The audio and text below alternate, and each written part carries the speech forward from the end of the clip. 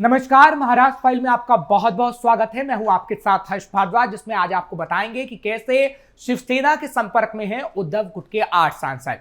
बताएंगे आपको कि आईटी कंपनी में किस तरीके से खेला गया धर्मांतरण का बड़ा खेल।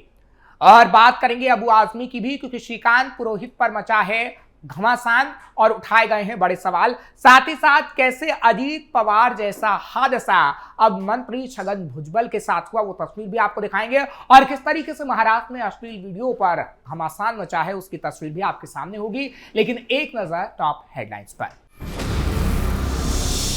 शिवसेना के संपर्क में उद्धव गुट के 8 सांसद, ऑपरेशन टाइगर पर आया एकनाथ शिंदे का बयान। नासिक जिले के मल्टीनेशनल आईटी कंपनी में धर्मांतरण का बड़ा खेल, टीम के लीडर समेत 5 गिरफ्तार, अब तक 9 मुकदमे दर्ज। कर्नल श्रीकांत पुरोहित के प्रमोशन पर बोले अबू आजमी, संविधान के खिलाफ काम कर रही सरकार। महाराष्ट्र में बड़ा हादसा टला, मंत्री छगन भुजबल का हेलीकॉप्टर पार्किंग में उतरा, जांच के आदेश। चेंजिंग रूम में सीसीटीवी कैमरे से महिला का बनाया गया अश्लील वीडियो, बाद में धमकाया, पुलिस ने मामला किया दर्ज। सबसे पहले बात करते हैं महाराष्ट्र के उप मुख्यमंत्री एकनाथ शिंदे की, क्योंकि महाराष्ट्र के उप मुख्यमंत्री और शिवसेना प्रमुख एकनाथ शिंदे ने शिवसेना यूबीटी सांसदों के साथ गुप्त बैठक और ऑपरेशन टाइगर से जुड़ी अटकलों को सिरे से खारिज कर दिया है। उन्होंने इस खबरों को बेबुनियाद बताया, भ्रामक और दुर्भावनापूर्ण भी बताया। महाराष्ट्र की सियासत में हाल ही में ऑपरेशन टाइगर को लेकर काफी चर्चा थी। खबरें थी कि एकनाथ शिंदे उद्धव गुट के 8 सांसदों को अपने पाले में लाने की योजना बना रहे हैं। यह भी दावा किया गया था कि ठाणे में देर रात शिवसेना यूबीटी के कुछ सांसदों के साथ उनकी बैठक हुई थी।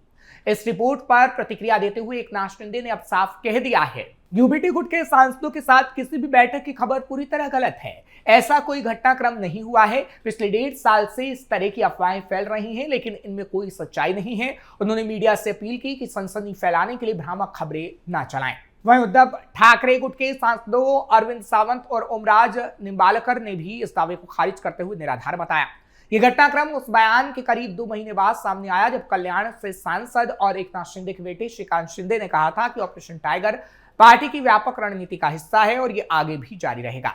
उन्होंने संकेत दिया था कि विपक्षी खेमे में यानी उद्धव गुट और नेता शिंदे गुट में शामिल हो सकते हैं, यानी उद्धव गुट के जितने भी सांसद हैं वो शिंदे गुट में चले जाएंगे। महाराष्ट्र की राजनीति में इस साल फरवरी में भी ऑपरेशन टाइगर की खूब चर्चा हुई थी। कई रिपोर्ट्स में दावा किया गया था कि ठाकरे गुट और कांग्रेस के कुछ नेता एकनाथ शिंदे के नेतृत्व वाली शिवसेना में शामिल हो सकते हैं। इस बीच एकनाथ शिंदे ने पार्टी नेताओं को संगठन मजबूत करने और जनता के मुद्दों पर ध्यान देने के निर्देश दिए। शिवसेना की समीक्षा बैठक में उन्होंने कहा कि चुनावों के बाद अब जमीनी स्तर पर काम तेज करने की जरूरत है। एकनाथ शिंदे ने चेतावनी दी कि काम नहीं तो पद नहीं का सिद्धांत पार्टी में सख्ती से लागू होगा। इसके अलावा उन्होंने शिवसेना नेताओं को मतदाता सूची की समीक्षा करने और चुनाव आयोग के विशेष गहन पुनरीक्षण अभियान के तहत बूथ लेवल एजेंट यानी बीएलए नियुक्त करने के निर्देश दिए हैं, ताकि आगामी चुनाव की तैयारी मजबूत की जा सके। अब बात करते हैं धर्मांतरण के उस मामले की जिसने सनसनी फैलाई हुई है। महाराष्ट्र के नासिक से एक बेहद चौंकाने वाला मामला सामने आया है, जहां एक मल्टीनेशनल आईटी कंपनी में यौन शोषण और जबरन धर्मांतरण के गिरोह का पर्दाफाश हुआ है। मामले में अब तक टीम लीडर समेत 5 आरोपियों को गिरफ्तार किया गया, जबकि एक महिला आरोपी अभी भी फरार है। आरोप है कि कंपनी के एक हिंदू कर्मचारी को संदिग्ध आरोपियों ने निशाना बनाया था। दरअसल आरोप यह भी है कि मल्टीनेशनल आईटी कंपनी में काम करने वाले एक हिंदू कर्मचारी को कार्यालय स्थल पर जबरन नमाज पढ़ने के लिए मजबूर किया जाता था और उसे जबरन मांसाहारी भोजन खिलाकर उसका धर्म परिवर्तन कराने की कोशिश की गई। पीड़ित कर्मचारी की कुछ तस्वीरें भी सामने आई हैं। रिपोर्ट के मुताबिक मल्टीनेशनल आईटी कंपनी में सक्रिय धर्मांतरण गिरोह के खिलाफ नासिक के अलग अलग थानों में कुछ 9 मामलों में दरअसल कार्रवाई की गई है। इसमें केवल धर्मांतरण ही नहीं बल्कि दुष्कर्म और छेड़छाड़ जैसी गंभीर धाराएं भी शामिल हैं। जबरन धर्मांतरण और यौन शोषण केस में देवलाली कैंप पुलिस स्टेशन में दुष्कर्म का एक मामला दर्ज भी किया गया है, जबकि मुंबई नाका पुलिस स्टेशन में 8 मामले दर्ज हैं। आपको बता दें कि नासिक पुलिस द्वारा धर्मांतरण गिरोह मामले में दर्ज किए कुल 9 मुकदमे में देवलाली कैंप पुलिस स्टेशन में दुष्कर्म का एक केस दर्ज किया गया, जबकि मुंबई नाका पुलिस स्टेशन में कुल 8 मामले दर्ज हैं। कुल 9 मामलों में 4 मामले छेड़छाड़ के हैं, 3 मामले छेड़छाड़ और धार्मिक भावनाएं आहत करने और एक मामला धार्मिक विद्वेष फैलाने का है। शुरुआती जांच में बात सामने आई है कि गिरफ्तार आरोपियों में से एक पुरुष आरोपी इसी कंपनी में टीम लीडर के पद पर कार्यरत था। आरोपी अपने पद का दुरुपयोग कर कर्मचारियों पर दबाव बना था। पुलिस के मुताबिक कुल 6 आरोपियों में से 5 को सलाखों के पीछे फिलहाल भेज दिया गया है, जबकि फरार महिला आरोपी की तलाश में पुलिस छापेमार कार्रवाई कर रही है।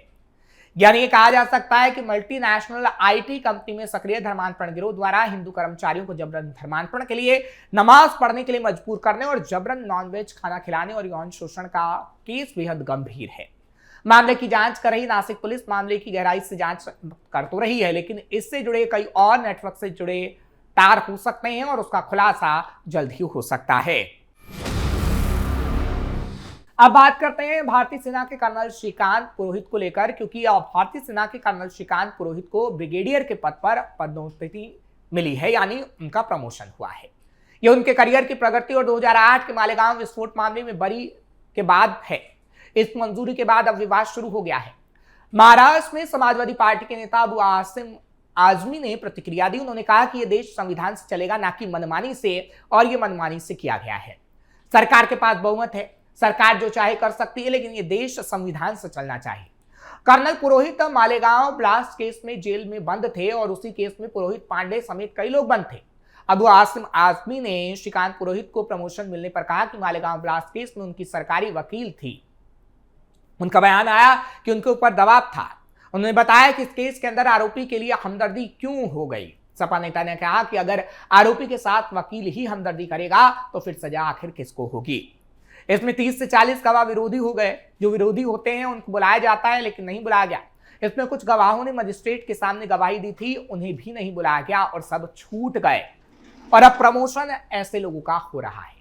अबू आसिम आजमी ने कहा कि जो ट्रेन ब्लास्ट में 187 लोग मारे गए थे, इसमें जो लोग 19 साल के बाद छूट गए थे, हमारी सरकार ने तुरंत अगली कोर्ट में अपील कर दी कि कैसे छूट गए। अबू आसिम ने कहा कि आम जनता ये जानती है कि जब 19 साल ट्रेन ब्लास्ट के लोग छूटे तो उसके केस को सरकार ने फिर से देखने की अपील की, लेकिन मालेगांव ब्लास्ट में कर्नल पुरोहित पांडे, साध्वी प्रज्ञा का मामला दर्ज था। इन लोगों के केस में अपील क्यों नहीं की गई? यानी सरकार ने इन पर रहम किया और अब इन लोगों के प्रमोशन हो रहे हैं, ये समाजवादी पार्टी कह रही है। अबू आसिम आजमी ने कहा कि मुख्यमंत्री और गृह मंत्री के तरफ से इस पर एक बयान आ जाए कि इस वजह से इन पर अपील ही नहीं की गई। अबू आजमी ने अपील न करने पर सरकार पर आरोप लगाया। उन्होंने कहा कि क्या इस केस में इसलिए अपील नहीं की गई क्योंकि आरोपी मुस्लिम नहीं थे और इसलिए उन पर दया कर दी गई। उन्होंने कहा कि अब इन्हें सेवा दे दी गई है, यानी प्रमोशन हो रहा है। पुणे के मिलिट्री मैन अनवर अली का जिक्र करते हुए अबू आजमी ने कहा कि वो 8 साल जेल में थे।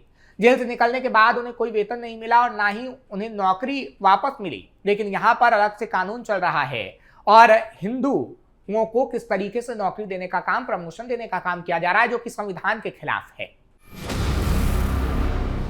अब बात करते हैं उस मामले की जो अजीत पवार जैसा ही लग रहा है। दरअसल महाराष्ट्र के खाद्य और नागरिक आपूर्ति मंत्री छगन भुजबल शनिवार को एक बड़े हादसे से बाल बाल बच गए हैं। वो पुणे जिले के पुरंदर तालुका के खानवाड़ी गांव में एक कार्यक्रम में शामिल होने जा रहे थे। इसी दौरान उनके हेलीकॉप्टर की लैंडिंग के वक्त एक बड़ी चूक सामने आई। जानकारी के मुताबिक हेलीकॉप्टर को निर्धारित हेलीपैड पर उतारना था, लेकिन किसी कारणवश वो गलती से पास के ही एक वाहन पार्किंग क्षेत्र में उतार दिया गया। ये स्थिति बेहद खतरनाक हो सकती थी, बड़ा हादसा हो सकता था, क्योंकि पार्किंग में गाड़ियां मौजूद थी और किसी भी समय बड़ा हादसा होता, कई लोगों की जान जाती। हालांकि पायलट की सूझबूझ से हेलीकॉप्टर सुरक्षित तरीके से जमीन पर उतार लिया गया। बताया जा रहा है कि लैंडिंग के दौरान हुई इस गलती के कारणों की जांच की जा सकती है, ताकि भविष्य में इस तरह की घटनाओं से बचा जा सके, और अब जांच शुरू भी कर दी गई। सुरक्षा के लिहाज से एक गंभीर मामला है, क्योंकि थोड़ी सी चूक बड़ा नुकसान कर सकती थी। इस घटना के बाद मंत्री ने अपना कार्यक्रम जारी रखा और तय कार्यक्रम में शामिल भी हुए। राहत की बात यह रही कि इस पूरी घटना में कोई जान हानि नहीं हुई है। ये घटना एक बार फिर याद दिलाती है कि हवाई सुरक्षा के मामले में किसी भी तरह की लापरवाही कितनी खतरनाक साबित हो सकती है। हालांकि मौके पर पहुंचने के बाद एक बड़ी चूक सामने आई, जिसके बाद एक बार फिर कई बड़े सवाल खड़े होने लगे हैं। दरअसल पायलट ने पार्किंग क्षेत्र के भीतर मौजूद एक खाली जगह को ही निर्धारित हेलीपैड समझ लिया था, यानी इतनी बड़ी चूक कर दी। ये स्थिति थोड़ी देर के लिए हैरान करने वाली रही, क्योंकि वास्तविक हेलीपैड पास में ही मौजूद था, तो आखिर वहां पार्किंग में क्यों उतारा गया।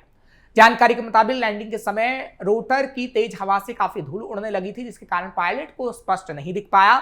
इसी वजह से वो सही स्थान पर लैंडिंग नहीं कर पाया और जिसके बाद ये हादसा होते होते रह गया। खबरों के आखिर में बात महाराष्ट्र के पुणे की करते हैं, कि महाराष्ट्र के पुणे जिले के कामशेत इलाके में एक बेहद शर्मनाक और चौंकाने वाली घटना सामने आई है, जिसने लोगों की सुरक्षा और निजता को लेकर गंभीर सवाल खड़े कर दिए हैं।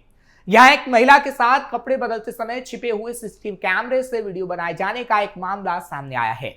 इस घटना के बाद इलाके में हड़कंप मचा हुआ है।